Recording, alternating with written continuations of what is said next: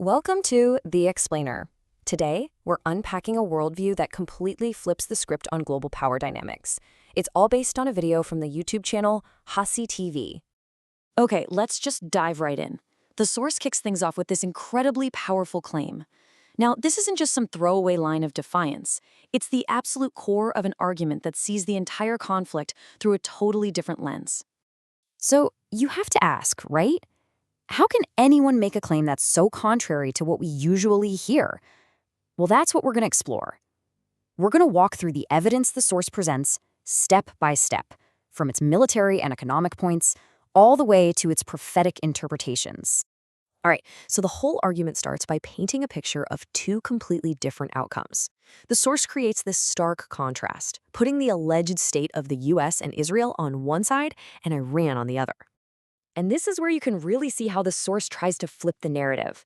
The argument is that while the US is supposedly begging allies for help in the Strait of Hormuz, Iran is the one firmly in control. And get this, after nearly 50 years of sanctions that were meant to cripple them, Iran's population is portrayed as calm, while the West is the one experiencing panic and decline. To put a number on that claim of economic collapse, the source throws out this absolutely massive figure, $48 trillion. The argument here is that this is the total debt the U.S. has piled up from its military spending, and that it's causing the American economy to just crumble from the inside. But the argument goes way beyond just finances. It lists these very specific and very severe military and social damages. These are presented as cold, hard proof of failure. Everything from $1 billion radar system getting wiped out to an entire Israeli city becoming a ghost town. And then there's the most dramatic claim of all, a near-total media blackout to hide hundreds of U.S. casualties. And that's the big question, isn't it? If things are really that bad, you'd think it would be all over the news. Well, this leads us to the next layer of the argument, which is all about the information itself. The source basically says that the shooting war is only one part of the story. The other part, the hidden part, is a battle for the narrative. The argument is that keeping the media under control is absolutely essential to stop everything from falling apart back home in the US and Israel. To make this point, the source uses an alleged quote from an Israeli mayor. The suggestion here is that even when the truth does leak out from an official, it's quickly suppressed to prevent widespread panic and to keep up that facade of strength. Now, this next detail is presented as critical evidence. The source argues that while the public story is one of military dominance, the reality on the ground is a desperate scramble for supplies. They claim the U.S. is being forced to weaken its defenses in other parts of the world, like South Korea, just to move missile interceptors to the Middle East. Now, according to the source, none of these events are random, and it's not really just about Iran. Instead, this is all seen as part of a deliberate long-term strategy that has a much, much bigger goal in mind. So, here's the crucial point. The claim is that the real target isn't just Iran's government. According to this worldview, the ultimate goal is to use the classic divide-and-rule playbook to shatter the unity of the entire Muslim world by tricking its two largest sects into a devastating war with each other. And the source lays out exactly how this alleged conspiracy would unfold. It's presented as a four-step plan, masterminded by Israel. First, you provoke a war between Sunni and Shia nations. Second, you stage a fake, or false flag, attack on a holy site and pin the blame on Iran. Third, you just sit back and let them destroy each other.